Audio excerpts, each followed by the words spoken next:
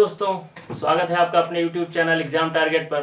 हम लोग SSC JEE previous year question paper का सॉल्यूशन कर रहे थे। आज जो है 25 वाला जो शिफ्ट था उसका आखिरी कुछ क्वेश्चन बचे हुए हैं, उसे कराते हैं, फिर उसके आगे फिर अगला किया जाएगा। ठीक है, तो आज का जो पहला क्वेश्चन है वो देखिए क्या है कि for a cantilever beam of length L subjected to moment M at its free end. ठीक है, फ्री एंड पर एक मोमेंट M लगा हुआ है। The shape of shear force diagram, तो आपको शियर फोर्स डायग्राम का शेप बताना है। ठीक है, कैंटिलीवर बीम है आपकी, ये आपकी कैंटिलीवर बीम हो गई। यहां पर आपका एक बेंडिंग मोमेंट लगा है M, तो इसमें शियर फोर्स डायग्राम क्या होगा। मान लीजिए A है पॉइंट, ये है आपका B, तो आप जब रिएक्शन निकालेंगे तो यह वर्टिकल में होगा, एक हॉरिजॉन्टल में रिएक्शन होगा। ठीक, और एक आपका जो है क्या लगेगा, मोमेंट का रिएक्शन MA। तो आप जब ज्ञात करेंगे तो क्या करेंगे, पहला इक्विलिब्रियम इक्वेशन सिग्मा Fx बराबर 0 करेंगे जब आप, तो क्या हो जाएगा RH बराबर 0 आ जाएगा आपका। फिर सिग्मा Fy बराबर 0 करेंगे आप, तो RB भी बराबर आपका 0 हो जाएगा। और सिग्मा M बराबर जब 0 करेंगे A पॉइंट पर, तो क्या हो जाएगा, इधर से चलिए आप, तो आप क्या क्लॉकवाइज को निगेटिव मानिए, तो मानिए M आपका, फिर यहाँ पे आएंगे इस पॉइंट पे, जस्ट इस पॉइंट पे। ठीक है, तो ये जो आएगा आपका एंटी क्लॉकवाइज लगेगा यहाँ पे। ठीक है, तो -M प्लस MA बराबर क्या हो जाएगा आपका 0, तो MA बराबर क्या हो जाएगा M के बराबर। ठीक है, A पॉइंट पे मूवमेंट। तो आपकी इसका शियर फोर्स डायग्राम बनाइए। ठीक है, तो क्या होगा, B पॉइंट पर कोई शियर फोर्स कार्य कर रहा है, देखिए RB का मान 0 हो गया, यहाँ पे कोई लोड ही नहीं है, तो पूरा शियर फोर्स डायग्राम आपका एक लीनियर लाइन बनेगी, इस पे कोई शियर फोर्स काम नहीं करेगा। ठीक है, अब यही बात करें बेंडिंग मोमेंट डायग्राम की इस पे, तो देखिए ये हो गया, यहाँ पे आपका एक मोमेंट लग रहा है M के बराबर। ठीक है, M के बराबर आप कर दीजिए, एक सीधी रेखा चली जाएगी यहाँ पे। ठीक है, अगर आप B पॉइंट पर बेंडिंग मोमेंट निकालेंगे तो क्या होगा, 2 आएगा। एक एग्जैक्ट B पॉइंट पर आपका क्या आएगा, M के बराबर, और 2 नहीं आएगा क्योंकि यहाँ पे कोई पॉइंट लो नहीं। ठीक है, तो M के बराबर आ जाएगा आपका। ठीक, -M नीचे की तरफ लग रहा है। ठीक, तो -M हो गया। अब B पॉइंट A पॉइंट पर आएंगे, M bending moment at point A, तो यहाँ पे भी आपका क्या लगेगा, 2 लगेगा। एक तो आपका M यहाँ तक आया ही, वो M हो गया, दूसरा क्या हो जाएगा M -MA। ठीक है, या फिर आप माइनस इसको ले रहे हैं तो ये प्लस MA हो जाएगा, तो क्या हो जाएगा -M प्लस M बराबर 0। ठीक, तो यहाँ तक आपका आएगा लीनियर, फिर 0 हो जाएगा। तो ये आपका क्या हो जाएगा, बेंडिंग मोमेंट डायग्राम, ये आपका शियर फोर्स डायग्राम, ये बेंडिंग मोमेंट डायग्राम। तो इसके अकॉर्डिंग क्या हो जाएगा, no shear force at any part of beam, कोई भी शियर फोर्स कार्य नहीं करेगा क्योंकि लीनियर मिल रहा है। अगला क्वेश्चन है आपका कि in levelling work the rise and fall method of computation provide at arithmetic check. ठीक है, जो आपका जो राइज एंड फॉल मेथड होता है उसमें जो चेक आपको दिया जाता है वो बैक साइड, फोर्थ साइड और इंटरमीडिएट साइड, तीनों पे आपको जो है चेक प्रोवाइड करता है। ठीक, तो हाइट ऑफ इंस्ट्रूमेंट मेथड क्या होता है, उसमें केवल बैक साइड और फोर्थ साइड पर ही आपका क्या करेक्शन देता है। ठीक, तो इसमें कौन सा ऑप्शन, फोर्थ ऑप्शन देखिए, बैक साइड, इंटरमीडिएट साइड और फोर्थ साइड, तीनों पे आपको करेक्शन प्रोवाइड करेगा। ठीक, राइज एंड फॉल मेथड। अगला क्वेश्चन आपका क्या है, एज पर IS 800/2007 की स्टील का कोड है। ठीक है, एज पर IS 800/2007 maximum effective slenderness ratio for member carrying compressive load resulting from dead load and imposed load. ठीक है, तो आप इसमें देखिए 4 ऑप्शन दिए हुए हैं आपके।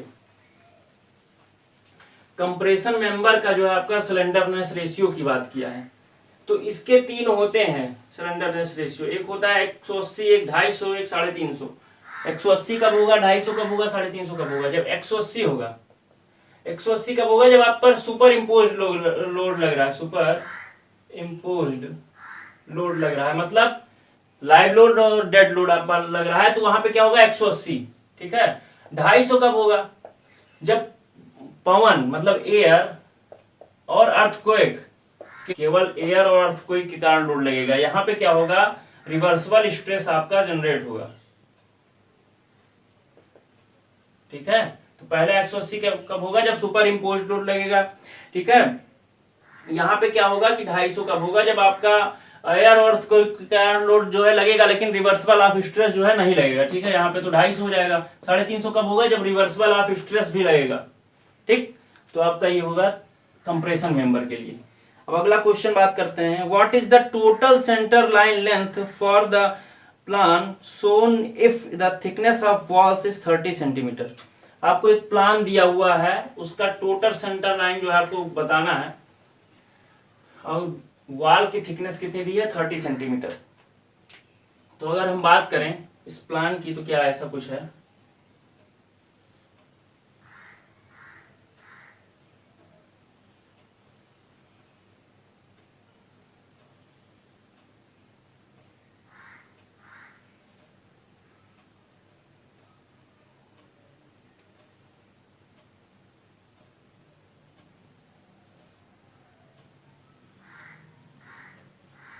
ठीक है।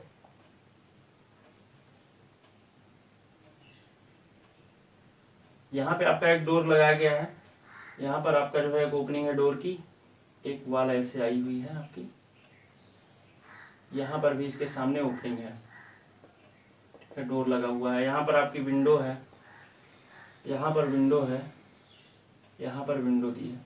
इसकी रूम की डायमेंशन रूम 1 की जो है 4x6 मीटर दी है, इसका दिया है 3x6 मीटर। ठीक, आपको टोटल सेंटर लाइन बतानी है। ठीक है, अगर वॉल की थिकनेस आपको दी है 30 सेंटीमीटर, 0.3 मीटर। अब आप निकालेंगे कैसे टोटल सेंटर लाइन, कैसे कैलकुलेट करेंगे, कैसे कैलकुलेट होगा इसका सेंटर लाइन? देखते हैं कि पहले आप इस वॉल की पूरा यहाँ से यहाँ तक सेंटर लाइन ज्ञात कर लीजिए। इस वॉल की यहाँ से यहाँ तक सेंटर लाइन ज्ञात करिए, कितना होगा? 4 मीटर इसका हो गया लेंथ, अंदर जो है अंदर की लेंथ ये 4 मीटर, ये 3 मीटर, 7 हो गया, प्लस इस दीवार की मोटाई 0.3 मीटर, प्लस आधे इस दीवार की आधे इस दीवार की, तो प्लस 0.3 मीटर, कितना हो जाएगा? 7.6 मीटर। एक का हो गया। इसी तरह इसी लंबाई की एक दीवार और है, तो टोटल कितना हो जाएगा? 7.6 इंटू 2 कितना हो जाएगा? 15.2। 7.6 इंटू 2 15.2 मीटर। ठीक, ये आ गया। अब हम बात करते हैं इन तीनों दीवारों की सेंटर लाइन की। तो ये 6 मीटर दोनों दीवार लंबी है, तो 6 गुणे 2, ठीक है, 6 मीटर की हो गई, 12 मीटर हो गया। इसमें जोड़ना कितना है? पहले आप एक ही का निकालिए, फिर गुणा कर दीजिएगा। 6 प्लस 6 तो ये हो गया प्लस 0.15 प्लस 0.15 तो 0.3, ठीक है, इंटू 3 कर दीजिए, 3 है ऐसे, तो क्या हो जाएगा? 6 प्लस 0.3 इंटू 3 18.9 मीटर। अब आप इसको कैलकुलेट करिए, 18.9 प्लस क्या है 15.2 34.1 मीटर। ठीक है, कौन सा ऑप्शन सही हो जाएगा आपका? शायद पहला ऑप्शन आपका सही हो जाएगा, फर्स्ट ऑप्शन आपका सही। अब आगे वाले क्वेश्चन पे चलते हैं, हम बात करते हैं a soil sample is subjected to laboratory sieve analysis. ये सीव एनालिसिस का क्वेश्चन है, इसी क्वेश्चन से रिलेटेड इस बार एसएससी जेईई मेंस में पूछा था। ठीक है, सेम ही क्वेश्चन था, यहाँ ऑब्जेक्टिव में पूछ लिया है, वहां मेंस में पूछा था, बस अंतर था क्या था कि कैलकुलेशन ज्यादा करनी थी। ठीक है, तो प्री और मेंस में दोनों में सेम क्वेश्चन आया था। सोचिए कैसा लग रहा है बोलने में। ठीक है, अब बात करते हैं कि दिया है सीव एनालिसिस कंप्लीट सेट, जो है आपने 3 kg सैंपल लिया, सैंपल का वेट आपने कितना लिया? सैंपल आपने लिया 3 kg, ठीक है, और जो है आईएस सीव्स लगाई आपने, चालनी की साइज मान लीजिए आईएस सीव आप यहाँ पे लिख दीजिए। ठीक है, आईएस सीव यहाँ पे लिख दीजिए। चालनी की साइज पहली क्या थी? 600 माइक्रोन। 600 माइक्रोन जब सीव की साइज थी, तो कितना परसेंट इसमें रिटेंड हुआ? 1200 ग्राम जो सॉइल आपकी क्या हो गई? रिटेंड हो गई। यहाँ पे 1200 ग्राम सॉइल रिटेंड हो गई, मतलब रुक गई इस सीव पर। अब बात करते हैं अगली सीव की। अगली सीव की साइज क्या थी? आईएस 500 माइक्रोन था। 500 माइक्रोन पर 1500 ग्राम सॉइल आपकी रिटेंड हुई। ठीक है, और लास्ट की आपकी 425 माइक्रोन की सीव थी, और उस पर कितना रिटेंड हुआ? 300 ग्राम आपकी सॉइल, 300 ग्राम सॉइल आपकी रिटेंड हो गई। ठीक है, अब आपको क्या निकालना है इसमें? कोएफिशिएंट ऑफ यूनिफॉर्मिटी, मतलब सीयू का ज्ञात करना है। D60 अपॉन D10, तो D60 क्या होता है, सॉइल का वह साइज, मतलब सॉइल पार्टिकल का वह साइज जिससे जो है छोटे कण कितने हो, जिसका फाइनल परसेंटेज 60% हो। ऐसा साइज जिसका फाइनल परसेंटेज जो है क्या हो, 60% हो। ठीक है, तो यहां से आप परसेंटेज रिटेन्ड ज्ञात, यहां से आप क्या करिए, पहले परसेंटेज रिटेन्ड ज्ञात कर लीजिए, कितना परसेंट रिटेन्ड हो रहा है। तो आप परसेंटेज रिटेन करेंगे तो 1200 को 3000 kg से जो है भाग देंगे, 1200 ग्राम क्या आएगा यहाँ पे, 40% आपका परसेंटेज रिटेन्ड हो गया। ठीक है, 40% यहां पे रुक रही है, यहां पे कितना रुक रही है आपकी,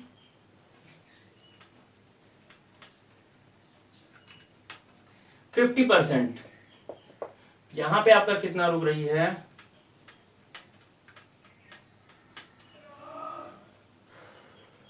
300/3, 10%। ठीक है, ये आपका क्या हो गया, परसेंटेज रिटेन्ड। अब यही बात करें हम क्या, फाइनल परसेंटेज की, फाइनल परसेंटेज की बात करें तो 100 में से घटा दीजिए आप, तो यहाँ 60% इससे फाइनल होंगे, इससे 50% फाइनल होंगे, इससे छोटे कण 50% होंगे, इससे छोटे कण 90% होंगे। ठीक है, यहाँ पे जो फाइनल परसेंटेज होगा वो 90% होगा। ठीक,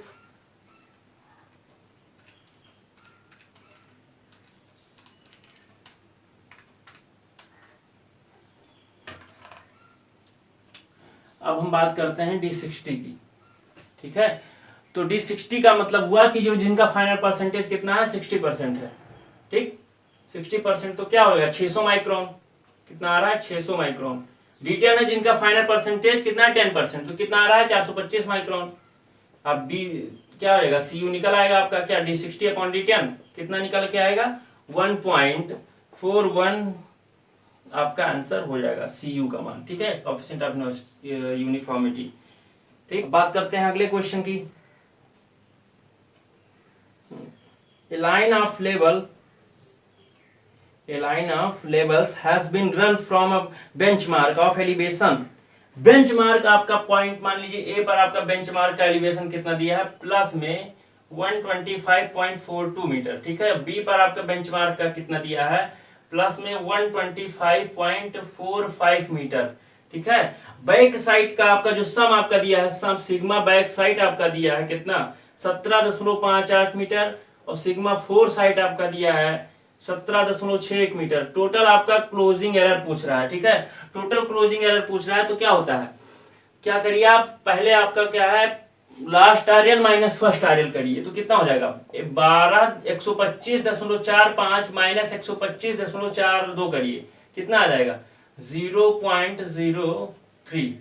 ठीक, last Areal minus first Areal 0.03 हो गया। अब बात करते हैं sigma BS minus sigma FS की, तो कितना, 17.58 माइनस 17.61 कितना हो जाएगा, 0.03 माइनस में। ठीक है, माइनस में आपका 0.03 आ गया, मतलब यहां पे प्लस में 0.03 का एरर आ रहा है, यहां पे माइनस में 0.03 का आ रहा है। तो टोटल एरर की अगर आप बात करेंगे तो कितना हो जाएगा, टोटल क्लोजिंग एरर, यहाँ पे आपका नीचे जा रहा है, एक जगह ऊपर जा रहा है, एक जगह नीचे जा रहा है। ठीक है, तो ये टोटल एरर जो होगा, अगर सेम साइन होता, अगर साइन सेम होता तो क्या कर लेते, यही जो वैल्यू आती यही आपकी क्या हो जाती, एरर के बराबर। लेकिन साइन अलग अलग है तो इन दोनों को जोड़ लेंगे आप, 0.03 प्लस 0.03 तो क्या होगा, 0.06 मीटर की आपकी क्लोजिंग एरर है। अगर साइन सेम आता, इसका मतलब 0.03 का मतलब क्या हुआ कि माइनस में, कि एक पॉइंट आपका ऊपर है, एक पॉइंट आपका नीचे है, तो उनके दोनों के बीच की दूरी ज्ञात करेंगे अगर आप, तो एक लेबल लाइन के ऊपर 0.3 मीटर, एक लाइन के नीचे 0.3 मीटर, तो दोनों का ऐड तो हो जाएगा। अगर सेम साइन है मतलब एक ही तरफ है, ठीक है, तो उनका डिफरेंस निकालते हैं। अगर सेम साइन होता है तो डिफरेंस निकालते हैं, और अगर साइन अलग अलग होता है तो उनका आप क्या कर लेते हैं, एडिशनल कर लेते हैं। बस साइन को छोड़ देंगे आप, साइन केवल यही लिए इंडिकेट कर रहा है कि ये जो है एक किसी एक लाइन के, मान लीजिए कोई बेस लाइन मान लीजिए, इसके एक ऊपर एक नीचे है, तो इनके बीच की दूरी ज्ञात करने के लिए आपको दोनों को ऐड करना पड़ेगा। आपने हाई स्कूल में 9th में कार्तीय तल पढ़ा होगा, उसमें होगा ये चीज। ठीक है, अगर किसी लाइन के एक ही तरफ है मतलब साइन सेम है, तो क्या करेंगे, इन दोनों के बीच का डिफरेंस निकाल लेंगे, तो वो आपकी एरर आ जाएगी। ठीक, ये हो गया आपका। अगला क्वेश्चन पे बात करते हैं हम कि हाँ ये कंपैक्शन टेस्ट से दिया हुआ है आपका, कंपैक्शन टेस्ट दिया हुआ है कि कौन से कंपैक्शन टेस्ट में जो है वेट हैमर आपका वेट कितना लेते हैं और कितना फ्री फॉल करते हैं।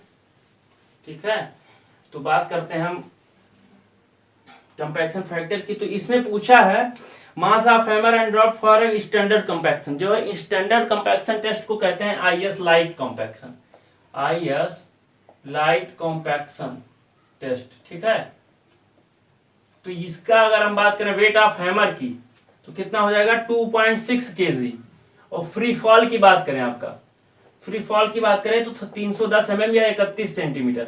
अब 3 टेस्ट और होते हैं आपके, एक होता है आईएस हैवी कॉम्पैक्शन, ठीक है, उसके लिए अलग होता है। एक होता है स्टैंडर्ड प्रॉक्टर टेस्ट, एक होता है आपका मॉडिफाइड प्रॉक्टर टेस्ट। ठीक है, मार्कर नहीं चला। तो हम सबके अलग अलग वेट की बात करेंगे। यहां पे होगा वेट 4.9 kg, 4.9 kg वेट होगा, और जो फ्री फॉल होगा आपका वो 45 सेंटीमीटर या 450 mm होगा। ठीक, ये होगा आपका आईएस हैवी कॉम्पैक्शन की।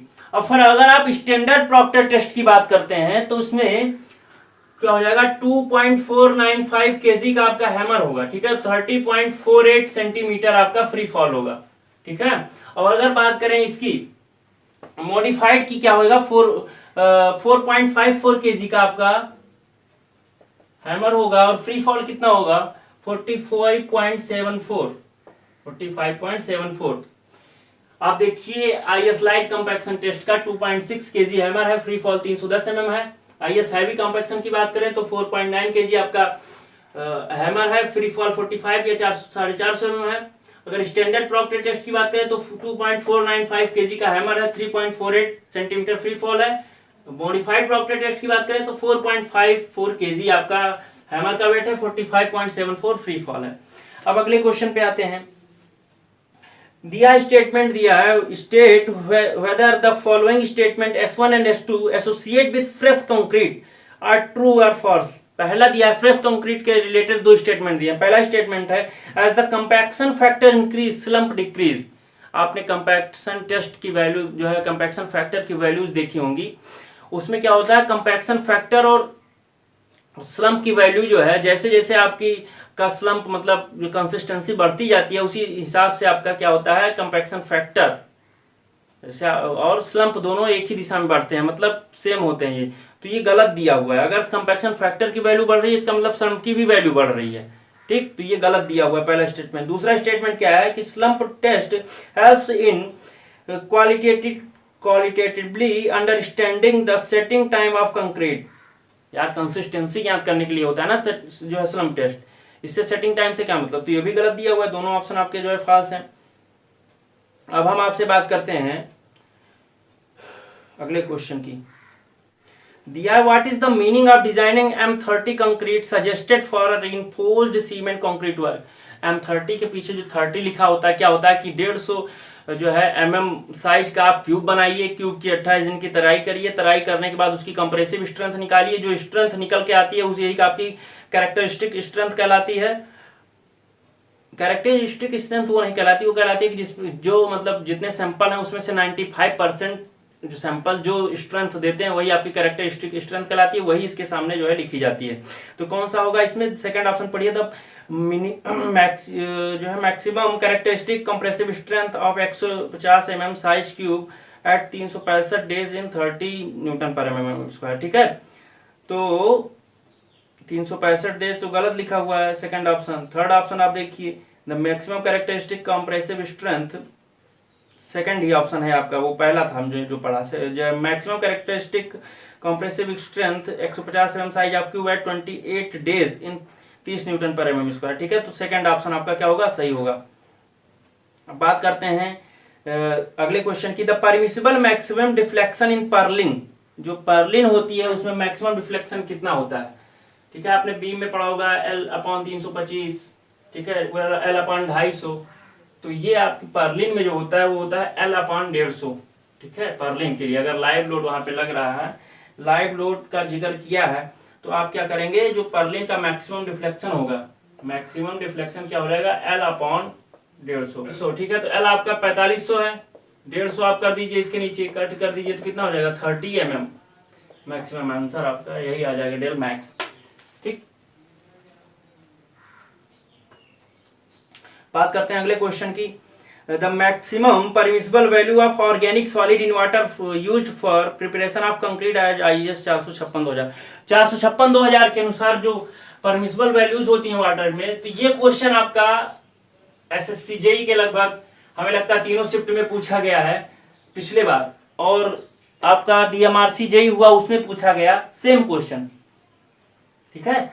DMRC JEE के दोनों शिफ्ट में पूछा गया, मतलब कॉन्ट्रैक्ट वाला और नॉन जो है, जो मेन है रेगुलर वाला उसमें, ठीक है। तो इस क्वेश्चन को ध्यान दीजिए। तो आपका जो पूछा है क्या, ऑर्गेनिक सॉलिड्स की बात की है। ऑर्गेनिक सॉलिड्स की अगर बात करें तो कितना होगा, 200 मिलीग्राम पर लीटर, ठीक है। अगर आपका ऑर्गेनिक सॉलिड्स की बात कर रहा है तो 200 मिलीग्राम पर लीटर, ठीक है। अगर इनऑर्गेनिक की बात कर रहा है, इनऑर्गेनिक सॉलिड्स की बात कर रहा है तो 3000 मिलीग्राम पर लीटर। ये 200 मिलीग्राम पर लीटर, ये 3000 मिलीग्राम पर लीटर।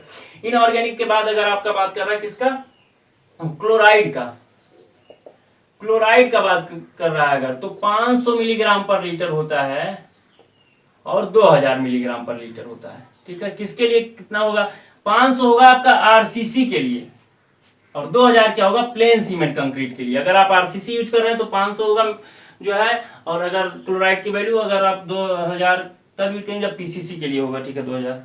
ठीक, अगला क्वेश्चन की हम बात करते हैं। तो इसमें कौन सा थर्ड ऑप्शन सही हो जाएगा। अगला क्वेश्चन क्या है कि which of the following is not a grade of cement according to IS classification of ordinary Portland cement by bureau of Indian standard. तो OPC की जो है 3 ग्रेड बताई गई हैं। क्या होता है, 43, 33, 43 और 53, ये 3 होती हैं किसकी, OPC की। तो 63 कोई ग्रेड नहीं है, ठीक है। तो पहला ऑप्शन आपका सही हो जाएगा। सर्वेइंग कंपास में दिया है आपका होल सर्किल बेरिंग। अगला क्वेश्चन देखिए, होल सर्किल बेरिंग दिया है इतना, तो आप कोऑर्डिनेटर बेरिंग ज्ञात करना है।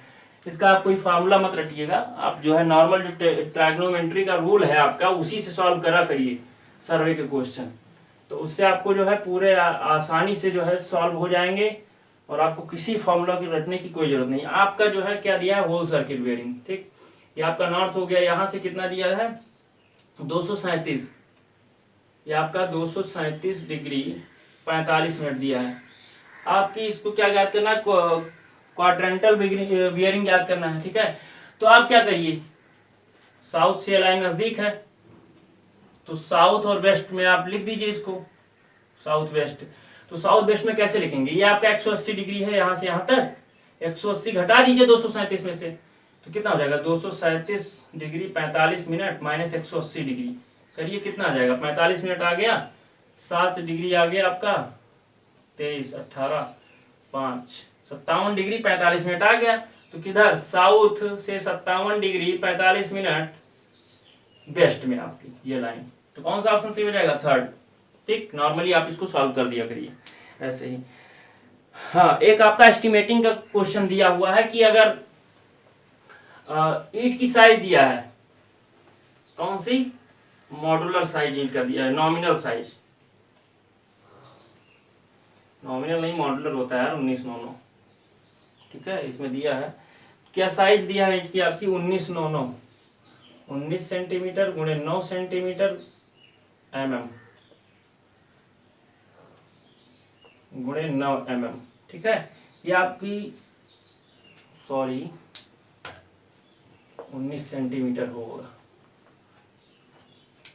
इसमें आपका क्या दिया है, ईंट का साइज दिया है 19 सेंटीमीटर गुणे 9 सेंटीमीटर गुणे 9 सेंटीमीटर।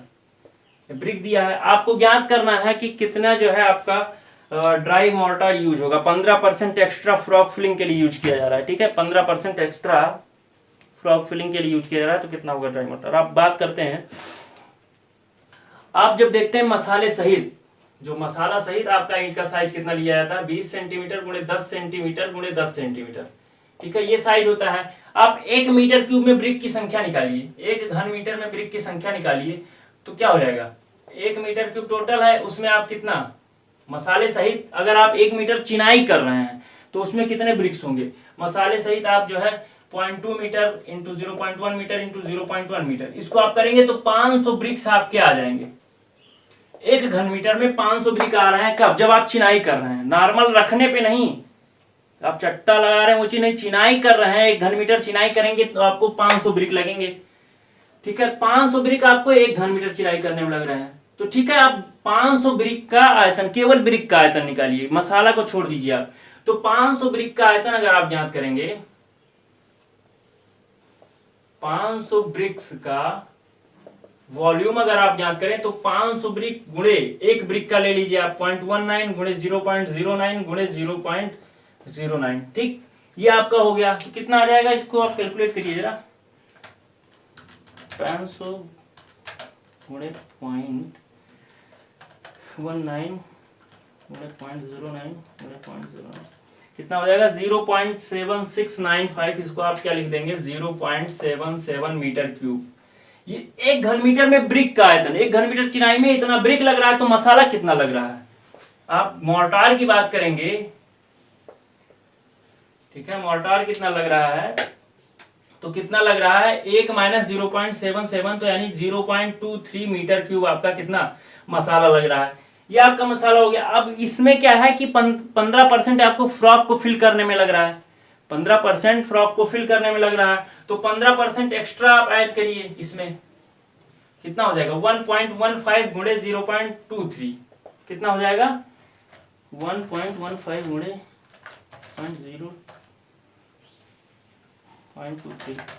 0.2645 मीटर क्यूब आ गया।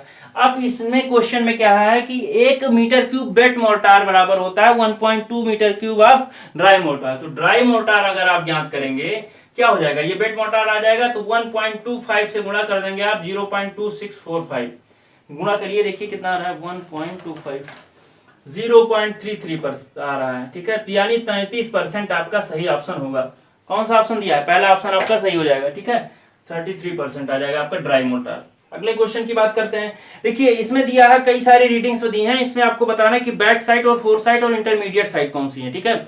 तो जो पहली बात दिया है कि 3 मीटर लेंथ में आपको सक्सेसिव रीडिंग दी है, उसमें क्या है, फील्ड बुक में भरना है, तो जो बड़ी बड़ी रीडिंग्स होती हैं, आप इसमें एक ट्रिक हम आपको बता रहे हैं, क्या है कि जो छोटी रीडिंग्स होंगी आपकी, जैसे 1.55 और 0.75 ये आपकी बैक साइड हो जाएंगी, और 2.74 1.79 आपकी क्या हो जाएंगी, फोर साइड हो जाएंगी, ठीक है। तो ये आपका सेकंड ऑप्शन देखिए, back side four side, back side four side, यही आपका सही होगा। अगला क्वेश्चन बात करते हैं, इसमें देखिएगा, इसमें जो है शायद, तो इसमें क्या है कि एसएससी का आंसर थोड़ा गलत दिया था। देखिएगा अगला क्वेश्चन क्या है, इसमें आपको टैंक जो है ट्रेपीजॉइडल शेप का टैंक जमीन में खोदा जा रहा है, तो उसमें जो है कितनी मिट्टी निकलेगी उसको खोदने पर, ये पूछा है, ठीक। थोड़ा इसको एज्यूम करिएगा अच्छे से कि टैंक है ट्रेपीजॉइडल शेप में, जमीन में खोदा जा रहा है, तो उसकी जो है कितनी मिट्टी निकालनी पड़ेगी उसको, ठीक है। तो जो एक टैंक है, मान लीजिए, कैसे इसको बनाया जाए,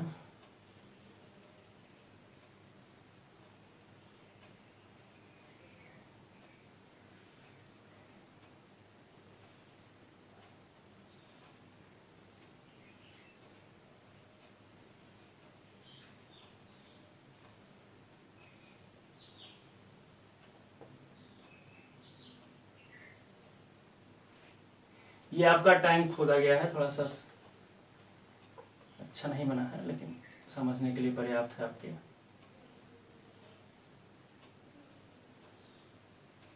ठीक है, ये आपका एक टैंक खोदा गया है ट्रेपीजॉइडल शेप का जमीन के अंदर, ठीक है। तो ऊपर की ये 50 मीटर दिया है आपको, ये 40 मीटर दिया है, और 2 हॉरिजॉन्टल इंटू 1 वर्टिकल का आपका स्लोप दिया है, ठीक है। ये 50 मीटर गुणे 40 मीटर 2:1, और डेप्थ आपकी जो दी है वो 4 मीटर, डी आपका दिया है 4 मीटर। आपको ज्ञात करना है कितना वॉल्यूम निकल के आएगा, ठीक है। तो सबसे पहले आप बॉटम की लंबाई और चौड़ाई निकालिए, ठीक है। तो क्या होता है, ये आपका एनडी हो जाएगा, ये चीज, ये पोर्शन आपका n इंटू डी हो जाएगा, ये पोर्शन आपका n इंटू डी इधर हो जाएगा। तो 50 में से आप 2nd आप घटा दीजिए, तो 50 माइनस 2 इंटू 2 इंटू 4 16 यानी 34 मीटर। ठीक है, लंबाई आ गई। ऐसे आप निकालेंगे कि 40 माइनस 16 आप कर देंगे तो कितना हो जाएगा 24 मीटर। तो यानी आपका ये आ गया 34 मीटर, ये आपका 24 मीटर। ठीक है, अब आप क्या करिए कि इसके एरिया आप निकालिए इसका। ठीक है, A1 निकालिए आप, टॉप का एरिया। A1 क्या हो जाएगा 50 गुणे 40 यानी 2000 मीटर स्क्वायर। ठीक है, बॉटम का एरिया निकालिए A2, कितना हो जाएगा 34 गुणे 24, करिए कितना आ रहा है 34 गुणे 24 816 मीटर स्क्वायर। अब आप क्या करिए मीन एरिया निकालिए, तो 2000 प्लस 816 बटे 2 कितना हो जाएगा प्लस 2000 बटे 2 1408 मीटर स्क्वायर। अब आपका जो ट्रेपीजॉइडल का फॉर्मूला है उसको यूज करिए। ट्रेपीजॉइडल साहब का फॉर्मूला क्या कहते हैं, वो ट्रेपीजॉइडल नहीं प्रिज्मोइडल का फॉर्मूला, प्रिज्मोइडल फॉर्मूला आप यूज करेंगे। प्रिज्मोइडल फॉर्मूला क्या है कि जो वॉल्यूम होता है L/6 A1 plus A2 plus 4AM। तो यहाँ पे रखिए L आपका D के बराबर हो जाएगा 4/6, A1 कितना हो जाएगा आपका 2000, A2 कितना हो जाएगा 816 प्लस 4 इंटू 1408, तो आपका क्या हो जाएगा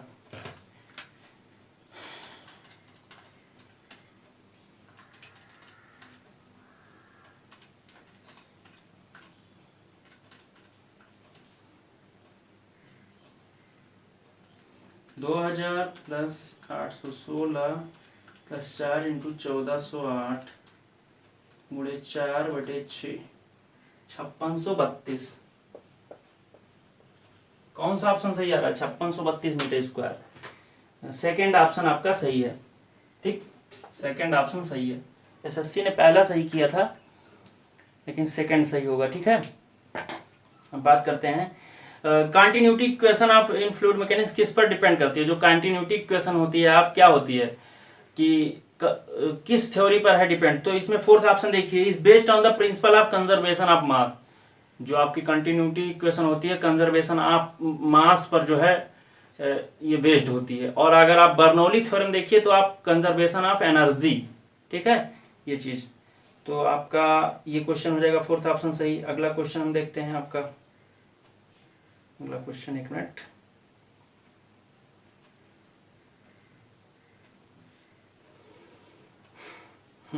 In an open channel flow, the ratio of bedded parameter to bedded area to bedded parameter।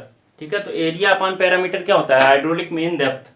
तो क्या हो जाएगा ऑप्शन फोर्थ सही हो जाएगा। ठीक, अगला क्वेश्चन है आपका रेनफॉल से रिलेटेड है, पहला चैप्टर से जो हमने पढ़ा है इरिगेशन में आपको, सेकंड चैप्टर उससे रिलेटेड क्वेश्चन आ गया।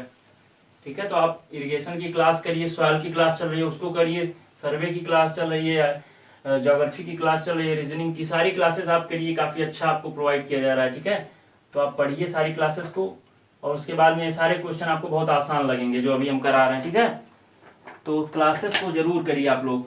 ठीक है, तो क्या दिया है रेनफॉल इंटेंसिटी दिया है आपको 20 mm/h। रेनफॉल इंटेंसिटी 20 mm/h दिया है आपको। और क्या दिया है जो एरिया है वो कितना 1 किलोमीटर स्क्वायर है। ठीक है, 6 आवर तक आपकी जो है वर्षा होती है, 6 आवर्स तक वर्षा होती है। अब पूछा है कि अगर रनऑफ आपका जो मेजर किया गया, कितना मेजर किया गया 30,000 मीटर क्यूब, 30,000 मीटर क्यूब जो है किया गया, तो कौन सा रनऑफ जो है आपका find the precipitation not available for runoff. मतलब रनऑफ में इतना पानी जा रहा है तो कौन सा ऐसा प्रेसिपिटेशन का ऐसा भाग है जो रनऑफ के लिए नहीं अवेलेबल है। ठीक है, तो मतलब जितना टोटल प्रेसिपिटेशन हुआ उसका डिस्चार्ज ज्ञात करके रनऑफ में से घटा देंगे तो जो बचा होगा वही तो नहीं होगा। ठीक है, तो टोटल आप निकालिए, टोटल निकालिए आप कितना हो जाएगा। रेनफॉल इंटेंसिटी 20 mm/h है और जो वर्षा हो रही है कितने 6 आवर्स के लिए हो रही है। तो आप क्या करिए कि इसको घटाइए आप किससे, सॉरी गुणा करिए, तो टोटल रेनफॉल आप ज्ञात कर लीजिए। टोटल रेनफॉल डेप्थ आप ज्ञात कर लीजिए कितना, 20 mm पर आवर से 6 घंटे तक हो रही है अगर, तो 120 mm वर्षा हुई टोटल आपको, यानी 0.12 मीटर वर्षा टोटल रिकॉर्ड की गई। ठीक है, तो कितना अगर टोटल जो है रिकॉर्ड की गई 0.12, तो आप ज्ञात करिए कि हाँ, अब ये टोटल आपका इतना mm वर्षा हुई, अगर आप जो है इतना टोटल आपका रन ऑफ है कितना, 30,000 metre cube, 30,000 metre cube run off है कितने एरिया का, 1 किलोमीटर स्क्वायर, तो इसको भी आप डेप्थ में याद कर लीजिए। तो रन ऑफ का डेल्टा आप याद कर लीजिए कितना हो जाएगा, 30,000 metre cube upon 1,000 square metre square, तो कितना हो जाएगा आपका 0.03 मीटर में आपका आ जाएगा क्या, डेप्थ रन ऑफ की, तो 0.03 मीटर आ गया। तो इतना आपका रनाम में जा रहा है, इतना वर्षा हो रही है, तो बच कितना रहा है, बचा कितना आपका 0.12 माइनस 0.03 कितना 0.9 मीटर, 0.09 मीटर, तो यानी 9 सेंटीमीटर आपका बच रहा है। कौन सा ऑप्शन, थर्ड ऑप्शन आपका सही हो जाएगा। ठीक है, इसको ध्यान दीजिएगा थोड़ा सा, क्वेश्चन को अच्छा है। वाइड रेशियो हमने आपको एक न्यूमेरिकल कराया था सेकंड लेक्चर में शायद, तो उसमें मैंने वाइड रेशियो को शायद E बराबर VV अपॉन V बोल दिया था, ये हमने गलत बोला था, उसको देख लीजिएगा। BV अपॉन BS होता है, मतलब volume of whites upon volume of solids होता है। ठीक है, तो उसको थोड़ा ध्यान दीजिएगा, थोड़ा सा बोलने में जो है एरर हो जाती है, उसको आप समझ लीजिएगा। तो जो वाइड रेशियो थर्ड ऑप्शन है इसमें दिया volume of voids to volume of solid. ठीक, अगले क्वेश्चन पे चलते हैं। इसमें कुछ टेस्ट दिए हुए हैं, टेस्ट को मैच कराना है कि कौन से उपकरण से कौन सा टेस्ट किया जाता है। तो चलिए बात करते हैं कि जो आपका बिकार्ट अपरेटस होता है, बिकार्ट उपकरण से आप सेटिंग टाइम टेस्ट करते हैं। ठीक है, initial setting time, final setting time, तो पहले ए का 3 हो जाएगा। और ली चैटेलियर अपरेटस से आप क्या करते हैं, साउंड टेस्ट ज्ञात करते हैं, तो बी का 1 हो जाएगा। फिर ब्रैकेट आपका टेंसाइल स्ट्रेंथ ज्ञात करने के लिए सी का 1 हो जाएगा। तो आपका डी एयर परमिटिविटी आप क्या करते हैं, फाइनेंस ज्ञात करने के लिए, तो डी का 2 हो जाएगा। तो कौन सा ऑप्शन मैच कर रहा है, दूसरा ऑप्शन आप देखिए मैच कर रहा है, सही है। ठीक,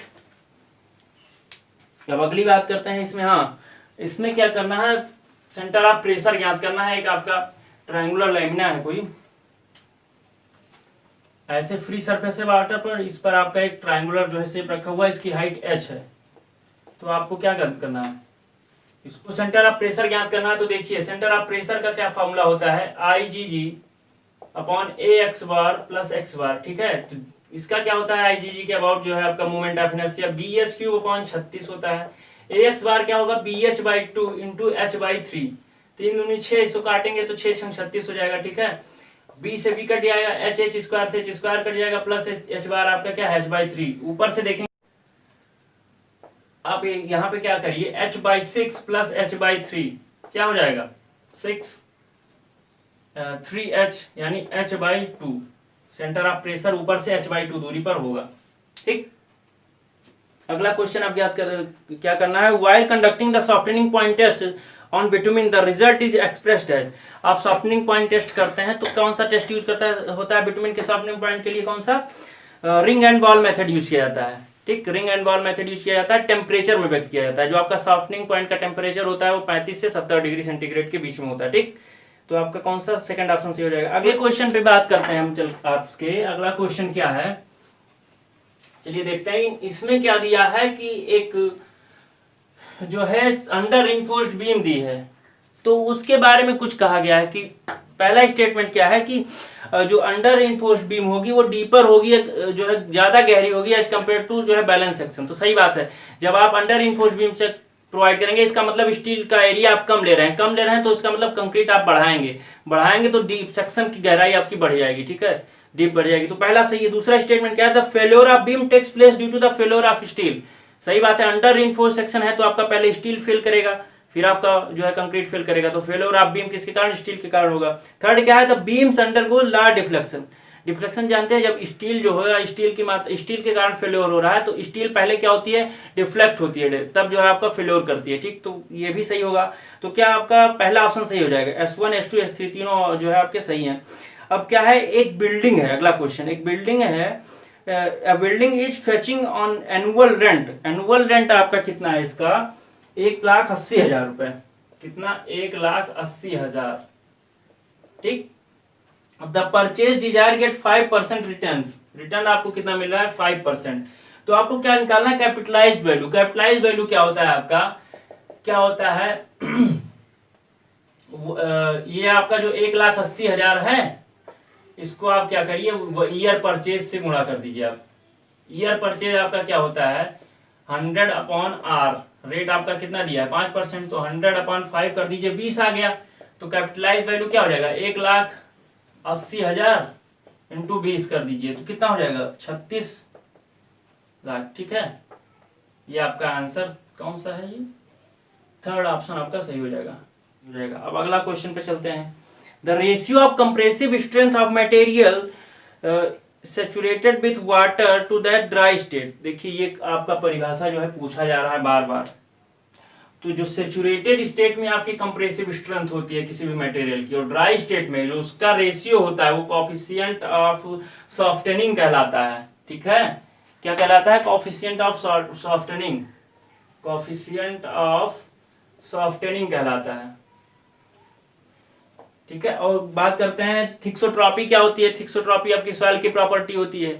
क्या होता है आप सॉइल को क्या करिए आप नेचुरल स्टेट है उसे आप डिस्टर्ब कर दीजिए, फिर कुछ दिनों के बाद वो देखते हैं आप पुनः अपनी पुरानी जो है स्ट्रेंथ गेन कर लेती है, तो आपका थिक्सोट्रॉपी कहलाता है। अगला है आप कंप्रेसिबिलिटी, कंप्रेसिबिलिटी भी आप किसी भी मटेरियल की प्रॉपर्टी कह सकते हैं कि ऐसी प्रॉपर्टी जिससे अगर वो दबाया जाए तो दब जाए, तो उसका कंप्रेसिबिलिटी कहलाता है उस मटेरियल का, ठीक है। कोएफिशिएंट ऑफ हार्डनेस, हार्डनेस क्या होता है किसी भी मटेरियल पर पेनिट्रेशन या स्क्रैच के कारण जब लोड लगाया जाए तो उसको जो है एब्जॉर्ब कर लेता है, मतलब एब्जॉर्ब करने मतलब उसको सह लेता है नहीं, तो वो हार्डनेस की प्रॉपर्टी होती है, ठीक। आज आपका जो है आखिरी क्वेश्चन था। अब आगे बात करेंगे आपके अगले सेट की एसएससी की। तो ये आपके जो है कैसा लगा ये सेशन आप जरूर बताइएगा, और अगर कोई क्वेश्चन है आपका तो आप क्वेश्चन जो है टेलीग्राम चैनल पर ज्वाइन करिए, हम डिस्क्रिप्शन में उसकी लिंक प्रोवाइड करेंगे, उस पर आप ज्वाइन करिए, अपना क्वेरी भेजिए, हम जो है उसको जरूर बताएंगे। और आज के लिए इतना भी, अगला जो है आपके नेक्स्ट लेक्चर में, ठीक है। धन्यवाद।